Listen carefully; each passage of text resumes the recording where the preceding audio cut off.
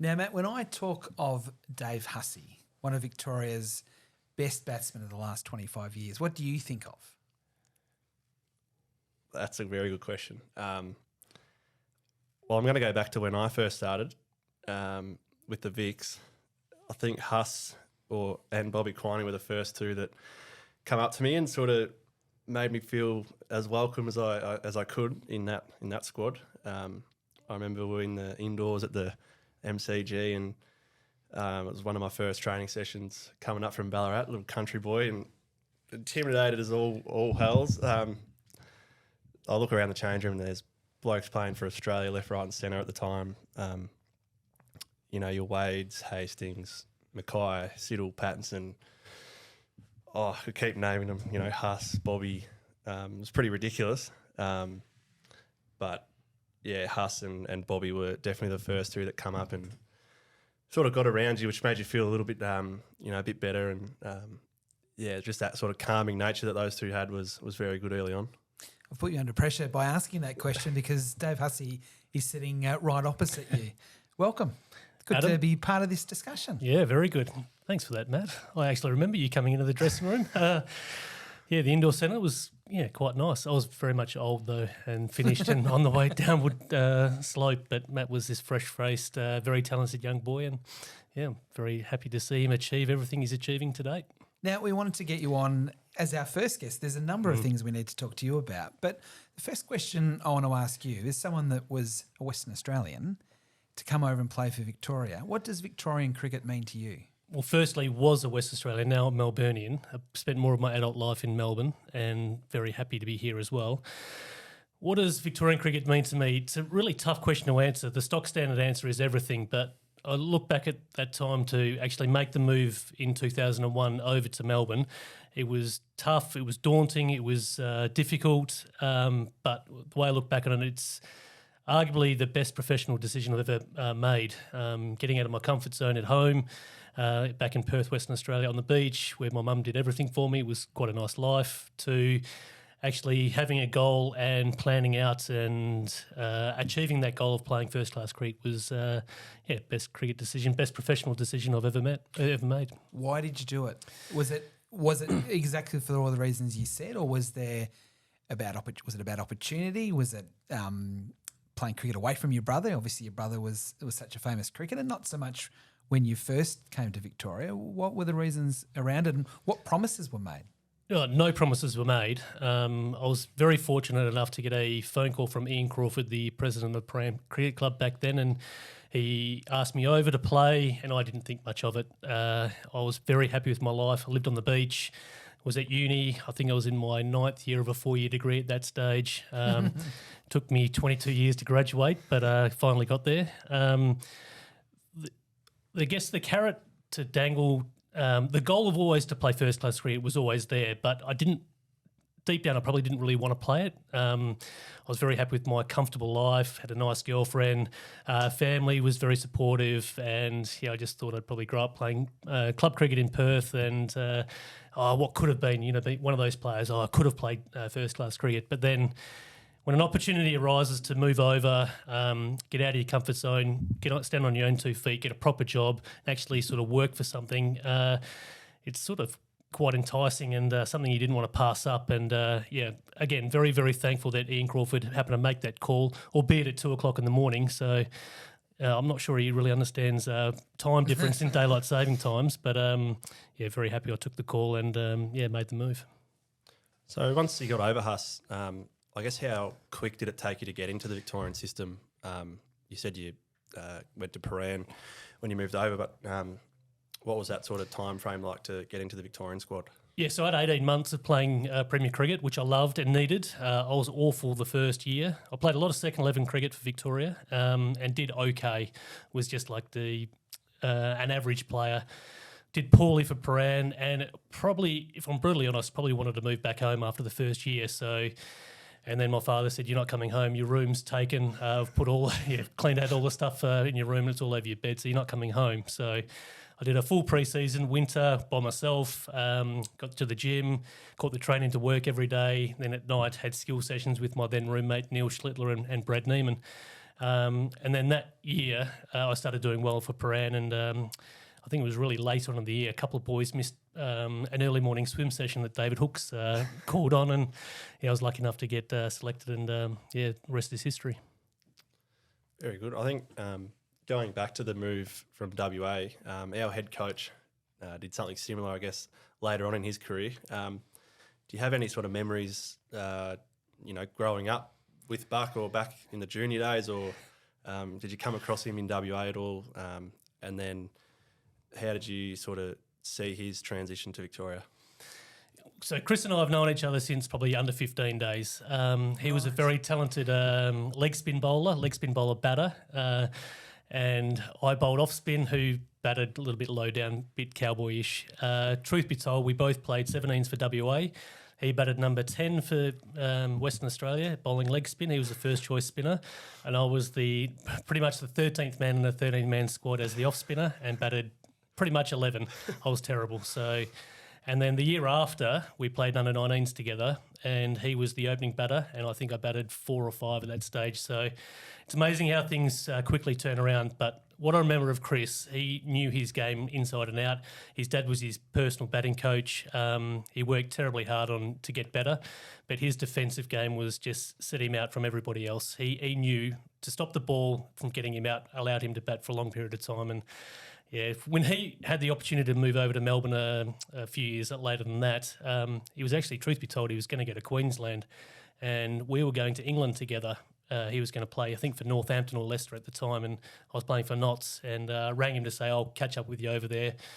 And, oh, by the way, what are you doing with your domestic stuff? And he said, I'm going to sign with Queensland probably today or tomorrow. I said, maybe you should move to Melbourne. No. And we had the same manager at the time, and so I rang him up, and then he sort of convinced Chris to maybe think about moving to Melbourne and playing at the MCG, and I was rapt that he actually made the move and started playing with us, because he's one hell of a player and one hell of a record. I'd never tell him that to his face, but and I was just... We hear it enough. Yeah, we do hear it enough. I think he's got 70-odd stories and they all revolve around him making hundreds. So, but yeah, him to play Test cricket, it was... and fulfill his goal or achieve his goals, it's quite a nice story. It is amazing to think, as you said, you played representative underage cricket for Western Australia, and then you put on 200 together in a Shield final. That must be a real memory that stands out. That kids really, when you first met each other, to be doing that in such a high pressure environment of a Sheffield Shield final. And don't forget where we came from too. He was from the really rich, affluent suburb of Mount Pleasant. I was from the northern suburbs of Mullaloo. So, rich A-lister celebrity bloke over there, ugly, whereas me, a little beach boy who had to work hard for everything he got. But that Shield final, that's actually one of my favourite memories of cricket, actually, Whitey, because I think we were 2 for about 20, ball was seaming around a bit, and I remember walking out to bat, and I tripped down the stairs at the junction, and I'm saying to myself, well, this doesn't bode well, does it? And then I crossed the white line and did my pre-match routine, which was a bit embarrassing. And I kept saying to myself, well, that's the worst thing that's going to happen to you today. You fall down the stairs in front of everybody else. So I put that to one side, and fortunately enough, Chris and I put on a fair few runs. But I still think Chris cost us. We would have put on 400 because he got out before me. So... So I want to ask you this question, because I asked Matt before, how would you describe Dave Hussey? How would you describe yourself as a batsman? And you know that because you don't like talking yourself up. No. But I want you to be honest with this answer. How would you describe yourself as a batsman? Do you mean like a technical player? Do you mean a team player? Just more your batting craft than your team play, because that speaks for itself. Okay. I hate talking about me and my batting, so... I know you do. That's it actually makes me feel really uncomfortable, actually, Whitey. I'm sweaty now. So how would I do? In, say, 4-day cricket, I love playing 4-day cricket because the bowler had to get you out. So I always found 4-day cricket really strategic. It was... You earned the right to, so you get the quicks off and you earned the right to face the spin, but then also you earned the right to keep the spin on. So that was more tactical. Like you'd hit them for a couple of ones or an odd boundary, but just keep them on. So then they'd have to rotate the quicks around the top, full well knowing they're not going to get you out, if that makes sense. But then with the quicks, I always knew I had my 4-5 good shots that I could always rely on, even with them out of form or out of run scoring ability, that I could always get through. But I think my saviour, when everything was going wrong, my saviour was my back foot defence. I don't think anyone was going to get through my back foot defence. So as a player, I sort of knew what I could and couldn't do in 4-day cricket, which I loved. 1-day cricket was a bit more probably selfish at times, trying to take the game on probably a bit too early at times and thinking I should take a spinner down, say 4 or 5 times and over rather than actually playing the team game of scoring 300 in the day rather than trying to get 500. So, fascinating insights. I want to ask both of you this question about self-doubt, because having spoken a fair bit to your brother, Mike, and to yourself, it comes across that you had a lot of self-doubt going out to bat. The fear of failure, maybe, I'm not sure. Yep. But it almost drove you. And so I'm interested for both of you, playing in a high-pressure environment of professional cricket, how you cope with that. You go first. I definitely struggled with it early. My first sort of couple of years playing for Victoria, I think if you have a rough, 3-4 games, you start to really doubt yourself. You're like, shit, should I be in the side? I'm not helping anyone here. You start to think about all the negatives that's going to happen. But I think definitely over the last couple of years, it's like, hang on, I'm here for a reason. Like, I'm actually good at cricket. I can play the game. And you start to think about the things that can do, like that can go well, and the things that you do well. So rather than thinking about the wicket or the ball or the bowlers, the conditions, whatever, you sort of, as you get a bit older and play more games, more experience, I think you start to block all those things out and start to focus on the things that you actually need to worry about. So, yeah, definitely over the last couple of years getting better at that and actually believing that I do belong, at this level. Mike would often talk, Dave, about short singles, quick singles, almost suicide singles early in his innings to try and run the nervousness out of his system. What was it like for you? Early on, it was more I didn't want to fail because then if cricket didn't work out, I'd have to go work. So that was probably the thought process in the background. And then if I didn't want to work, I'd have to move back home to Perth and ask my parents, can I move back into home? So that was a huge carrot. I'm going to make this work. So determination was, pretty strong. Watching people play, I was really calm and easy because I always learned sort of a pre-innings routine. Stretch, get a little bit tired, close your eyes, it's fine. Whatever happens, watch the TV, what's happening. So always try and get the answers before the test, so to speak. I was always pretty calm. But then getting out in the field was more, I just want to get off the mark. I don't want to get a pair. You're more thinking of the negative. I don't want to get a double duck sort of thing. Maybe a quick single or try and get as many runs as quickly as possible before they get you out at times. But going back to Mike, he was manic. Like you walk out to bat and he's be on 15, 20 not out. And I was, hey, what's going on out here? And Mike would reply, you can't get a run out here. They're bowling so well. The pitch is a nightmare. And I'm like, mate, you average 50. You're going okay. He said, mate, I can't get a run. And then I said, what are you going to do? He goes, I'm just going to run hard. And yeah, okay, no worries. And then once he starts running hard, he's got very long limbs. So he generally runs all the nervous energy out. And then once he's in, you just can't get him out. So he's pretty cool and calm at the crease once he's in. But yeah, insecurities is with everybody, but that's part and parcel of life. Matt talked about the legends when he walked into the change rooms, and some of the names, Matt, you just mentioned before. I mean, they're synonymous with Victorian cricket. You've played with some amazing players yourself for Victorian cricket. Who are some of the ones that stand out that you got the opportunity to play with?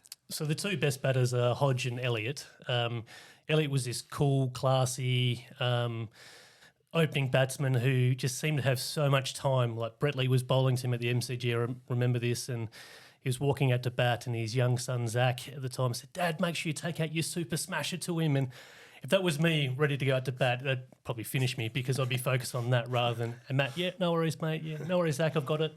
And the way he played that day, he got 120, and just the way he drove the ball, pulled the ball, he was just sublime, just had so much time. Every time he played the ball, he had so much time, and what a talent. And then Hodge probably taught me the most about batting. He was always very good to me. He always took the pressure off me whenever something happened. Mate, you're struggling with a bowler here, I'll take that bowler for a bit. He was an exceptional team player to bat with. He always got you off strike whenever he felt the momentum was changing. However, in saying that, whenever he found a wounded seagull and there was runs to be had, Hodge was going to face that wounded seagull and take him down. So he was just a phenomenal player and, phenomenal team man to me. Very good. Yeah, I had a question sort of on your coaching career. Coming to the end of your playing career, were you always going to transition to coaching, or were there other opportunities you were thinking of, or how did that sort of pan out? No, I wasn't going to go into coaching. How it all panned out is I was going to be cut off contract, but Greg Shippert, who's a very good friend, he was the coach, and he said, no, how about you come on contract but don't sign and you get upgraded. The rules are if you play a certain amount of games, you get upgraded. So I wasn't signed up, got promised games in the one-dayers and then got upgraded, but I was going to work as a batting coach, second 11 coach sort of thing. And I actually loved it. I loved the coaching more than the playing at that stage. So, when the writing's on the wall there, when you actually preferred doing the coaching rather than the batting, that was the writing on the wall. So I thought I'd probably, go down that pathway, which I really enjoyed coaching the twos. I know we weren't that successful, but I saw the growth in players like yourself, Sam Harper, Sammy Grimwade, Toddy O'Donnell. It was good to see these players grow up and in front of your eyes, and then hopefully represent their countries or Victoria as well. It's quite exciting. And then men's cricket, you're head of men's cricket now. This is a new thing. Take us through that decision to put yourself up for that role, and what are you going to do with that role? Well, the decision was tough, Whitey, if I'm honest. I've got two young kids at home, 9 and 11, and I was working in the IPL and coaching the Melbourne Stars, and unfortunately that takes you away from home a lot of the time. So, and every time you leave, it's quite challenging. Probably not a dry eye in the household when I leave, but it's something that I love. I love coaching people, like coaching or helping people achieve their goals of playing at the highest possible level, whether it's club cricket, state cricket, or international cricket. It's my pawn, I guess you could say. Was something I really enjoy. So sitting down with my wife, Christy, to say, what do you think? Would this actually suit us? And she said, well, the happiest I've ever been and the kids have ever been is when you actually got a 9-to-5 job a couple of years ago. And that actually hurt. So it was sort of like, oh, maybe I should apply. So applied for this role. The interview process was long, daunting, but I was really prepared. And I think what shone through is that I'm really passionate about Victorian cricket. We are very successful, but what we aren't as successful at is having regular test players playing for Australia. And as a cricket fan growing up, I wanted to see my idols playing international test cricket at the Wacker ground back in the day, which were Rod Marsh, Dennis Lilly, and I'd like our young Victorian players to play test cricket at Boxing Day. So then the future generation Victorian players can actually see them play and idolise them, and hopefully one day grow up and play cricket for Australia too.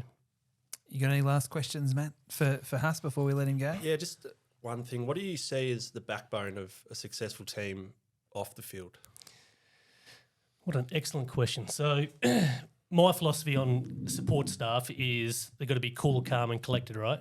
But they also have to have a working relationship with the leaders of the team. The leaders drive the team. So I look at the Geelong Footy Club. They've got leaders non-stop throughout their whole list, and that drags the training standards forward, and that the leaders work with the support staff in order to get the best results. So I believe that support staff and the leaders have to work in conjunction with each other to get the best results. It's pretty simple, but if you have an open working relationship, and disagreements are fine. You're always allowed to have disagreements. As long as there's no emotion, you'll generally get the best results. Thank you very much for coming in. Really appreciate it. Good luck with the new role, and you'll be still coaching the Stars a little bit later on in the year as well for one last time. But hopefully by the end of this summer, we've got a Sheffield Shield title and a one-day cup title and all sorts of things. But I know it'll be a long journey here at Cricket Victoria. Good luck with it all. And 4 test batters and bowlers, please. That's exactly right. You. That's exactly right. And thank you for being the co-host today. No worries. Good luck on the weekend too. Good luck. Go well. All right, that's it from us for the first edition of the Vic State Cricket Podcast. We'll catch you again soon.